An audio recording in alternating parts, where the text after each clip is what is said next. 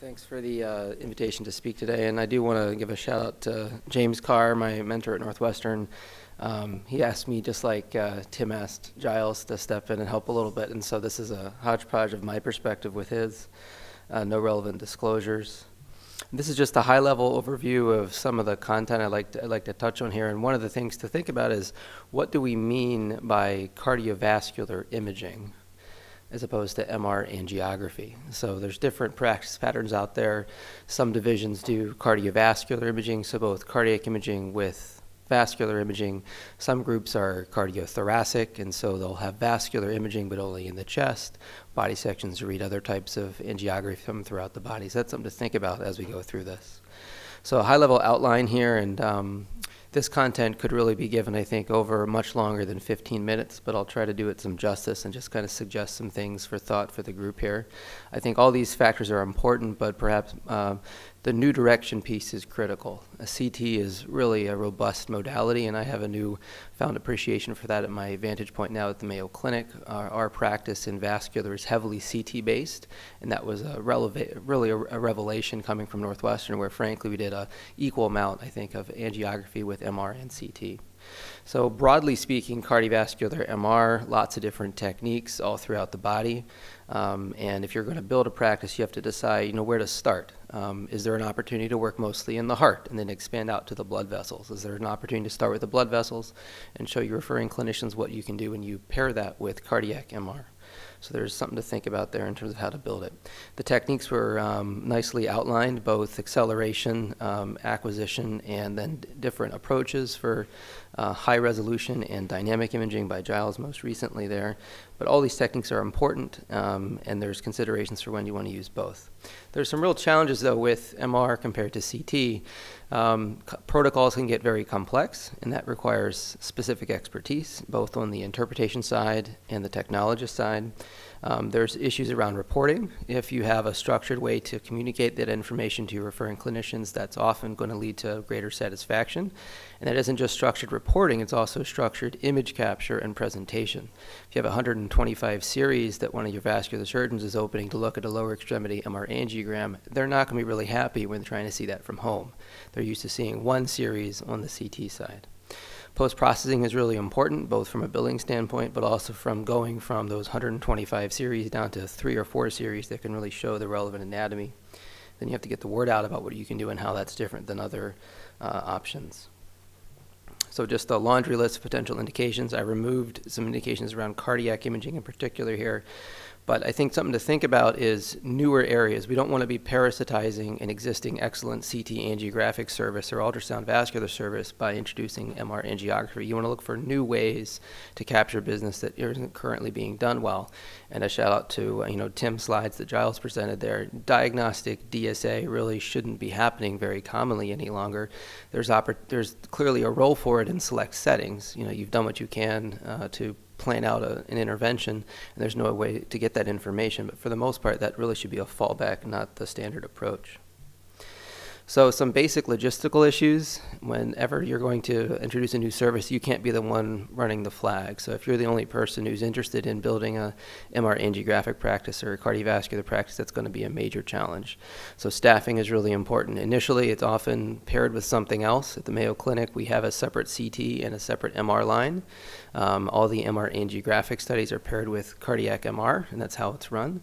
But at Northwestern, everything was run through a single service. So it was CT, angiography, MR angiography, coronary CTA, and cardiac MR, all by one large practice.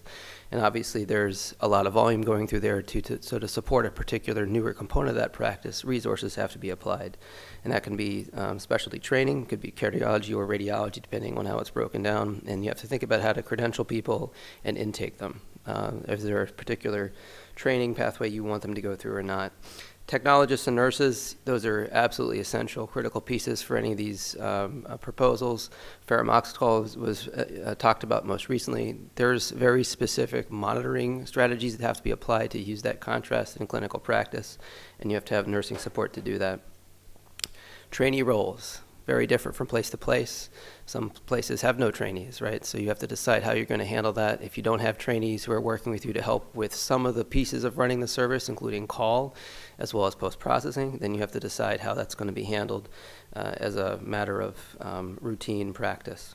Turf concerns, this is not a great word to use for this, but it's a reality out there. So if you're going to be starting a cardiovascular practice and it's going to have a large component of cardiac CT, it's important to figure out who your referring folks are and get them on board with this. And there's different strategies to involve cardiology or vascular surgery if you're going to look at some vascular imaging, in the practice potentially. Call coverage is important, but I think early on, starting out one of these practices, it's not such a big deal because these will not be frequently requested studies after hours and on the weekends. However, as it becomes more something that's done routinely during the day, it's something to consider. This is a slide that James put together talking about the value chain in the imaging workflow, and just something to think about as you build out the practice of cardiovascular imaging and MR angiography in particular. There's lots of different steps to the process that you have to make sure are well oiled and flow simply together. The most important piece, I think, is linking the analysis, the report, and the action together in one simple process. There has to be a clear loop to feed the information back to the referring physician and ensure that they're happy with the display of the images, because as we all know, non-contrast MRI techniques, as John showed, are really robust and frankly could replace a lot of the contrast-enhanced techniques, but to communicate the vascular anatomy to the same degree that can be done with MIP imaging from a contrast-enhanced MR angiogram using a non-con technique is still, in my opinion, somewhat challenging.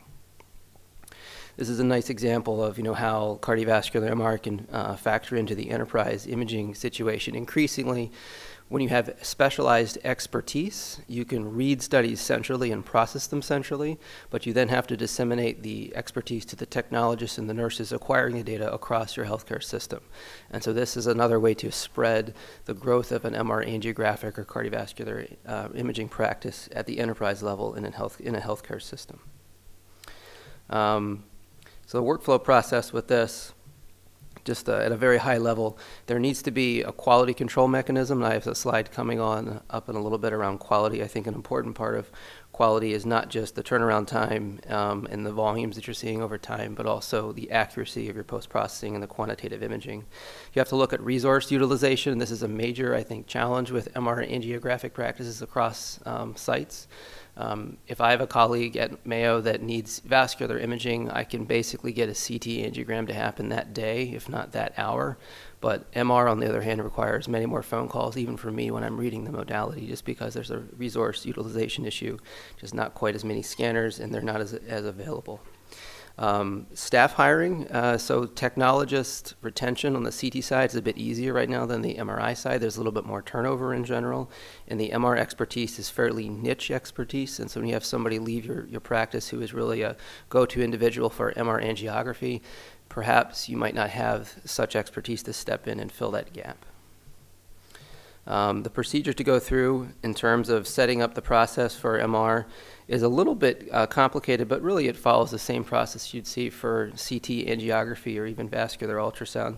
There's some components of trying to be smart about filling in the scan slot times that are necessary. So MR angiography sequences themselves can be acquired typically in a 30-minute slot window, but how do you know that when you have a clinician ordering an MR angiogram, say of the chest, that you're simply just going to do the vascular imaging of the aorta and not do something with 40 flow MRI or tag on any cardiac imaging sequences. So you have to be careful about how the slot times are assigned for the specific indications. I like this automated protocoling, specific protocols. Obviously, you want to build protocols to help your technologists get familiar with what's going to happen in the MRI environment, and the quicker and more simple those can be done in a standardized fashion, the better it's going to be for everyone, including the interpreting radiologists and the trainees that are overseeing the imaging. Remote scanning is an interesting way to extend your reach from a single reading room and a single group of expert technologists. Most vendors will have some way that you can control a scanner remotely. So if you have a technologist who's not as familiar with a particular technique, you can then rely on somebody else's expertise remotely to run the scanner, or at least provide input in how to set it up. It's much easier to do that when you're sitting there with a portal into the system than if you're simply providing information over the phone. Efficient automated post-processing is coming along, and we're not quite there yet, but it's going to be an essential part, I think, of seeing robust cardiovascular MR practices further expand from where they are now.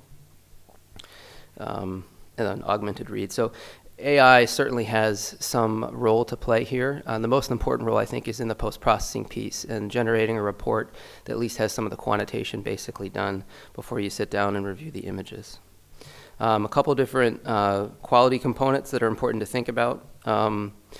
I would argue that the most important piece for quantitative imaging in this space is a reliable, efficient workflow to handle the post-processing. Increasingly, the value of imaging reports comes down to the quantitation that we have in addition to some degree of the visualization of the anatomy. So a great example of this would be vascular dimensions, vascular volumes, vascular size in aortoiliac disease. The most important component of the outcome that the referring surgeons are often looking for us when somebody has a thoracic aortic aneurysm is what is the size of the aneurysm, and is it increasing in size from the last time the patient was imaged.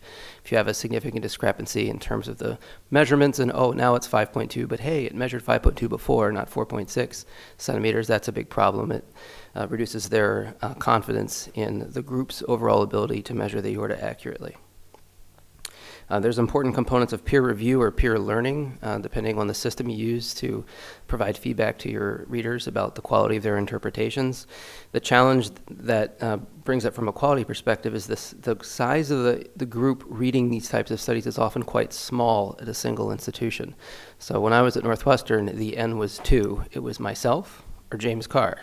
And so if there was a discrepancy between read A and read B, you sort of knew who had reviewed it. So it's not exactly truly blinded review, right?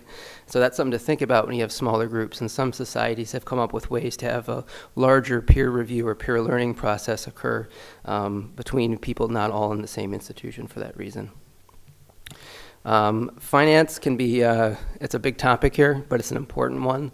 The big challenge is that most of the post-processing that occurs in MR and CT really is part of the billing, right? So you're not going to be paid per click for all the extra stuff you do. So for example, for a MR angiogram of the chest, if we add on a 40 flow study, there's ways you can get compensated for some of the time to do some of the phase contrast imaging, but the reality is that the time involved, the tech time, the physician time probably will not be completely compensated for by all that extra effort. What you do get, though, potentially, is growth of the MR angiographic practice by showing your referring clinicians some cool quantitative imaging that they couldn't get access to otherwise. So it's a way to grow the volume of the practice rather than seeing additional revenue from existing imaging referrals. There's lots of training programs out there. The SMRA has a compendium of different training programs around, broadly speaking, cardiovascular imaging. Many of these are pure cardiac training programs, but they do contain a vascular component to it. The collaborations, I don't want to get into great detail about this, but when you're setting up not only an MRA program, but a cardiovascular program, you have to decide how you're going to play in the sandbox with cardiology. There's different systems for this. You can have different days where cardiology reads and radiology reads. You can have a system where you guys co-read things together. It's just important to get that out there and get it set up. You don't want to have parallel services that fight for patients, because that's ultimately going to result in the demise of both. So you just have to decide how it's going to be done. Image post-processing is also a very important part of this. At a large academic center, there's going to be a research core lab function, and that will be able to handle some of this post-processing, but the reality is you need to have a 3D lab that does a lot of this. You can see in the model we had at Northwestern, the fellows spent a lot of time doing this kind of stuff. The reality is that fellows change over every year, and so every July to perhaps September, quantitative imaging falls off a bit, and then it comes back up slowly to October, November, right? That's a cycle we need to eliminate, and so it's important to get a separate lab. And Northwestern now has a lab that is robustly located, a physical space, and increasingly there's more and more techs in there, and the goal is to have a lot of the post-processing go through that lab for clinical indications. And you can see how this can be, the lab concept can be extended to other applications as well. An important one would be running clinical trials through it like a core lab, but also importantly collecting data that otherwise wouldn't be collected in a structured way outside of the medical record. A breakdown at Northwestern by imaging volumes here. This is, James said, somewhere from 2015 to 2016. What strikes me now from my perspective at Mayo is the fraction of MR angio and MR cardiac here compared to CT. Right? This is a large proportion of the overall volume. Granted, this also represents probably some degree of MR angio in the neuro space that we didn't read when I was at Northwestern. But this is a very different proportion at many institutions, including Mayo Clinic. Mayo Clinic, we have a much larger representation of CT studies in the clinical practice. Marketing is really, really important. Again, you don't want to parasitize your existing CT practice. You want to come up with new ways, new things that are of interest to referring clinicians. And a great example of this would be use of non-con or alternative contrastations to gadolinium for vascular applications. There's also the unique value of MRA when paired with quantitative imaging like 4D flow in a way that can provide information that otherwise isn't available. Just a couple of examples of this that, that James had. Pelvic congestion syndrome. Scott Resnick's going to talk a little bit. He's an interventional radiologist. He's going to talk a little bit about how he thinks MR is useful in planning IR interventions. This is a great example. You can do a lot of cool stuff with MR to not just identify pelvic varices, but understand the anatomy and what's going on in the pelvis. Non-con applications in the abdomen pelvis. You can see a couple images here from a pregnant lady there on the left, and a patient who had some challenges placing a central venous catheter on the right. I talked a little bit about pairing MR angio with 4D flow. This is a great example from Northwestern, looking at going beyond just the anatomy into the function. You can see the differential flow and the true and the false lumen, and that might be an important component of predicting outcome in these patients. And Mohammed Elbaz at Northwestern has kind of taken this to the next level and kind of doing a virtual catheterization, looking at the energy loss and the pressure gradients across stenoses, like in this patient with coarctation. So I'll leave you with that. I think in conclusion, there's a lot of considerations to go into when you talk about setting up an MR angio or a cardiovascular practice. The first one is, what am I going to do? Is it going to be vascular? Is it be cardiac and vascular? Where am I going to get my cases from? How am I going to set up my workflow? Am I going to involve trainees? And it can't just be an N of one. Obviously, you have to involve your colleagues and create a robust service around that. It's going to initially be a lot of work, but I think in the end, if you have a simple process, a nice way of generating pretty pictures and putting those in the packs, your referring clinicians will be requesting it all the time. And a great example is no one could remember how to order non-contrast MRA at Northwestern, so we had so many different spellings for KISS. It came across as QISS, QYESS all the time from vascular. They loved it. They knew what they were trying to see. They just couldn't remember the acronym. So thanks again.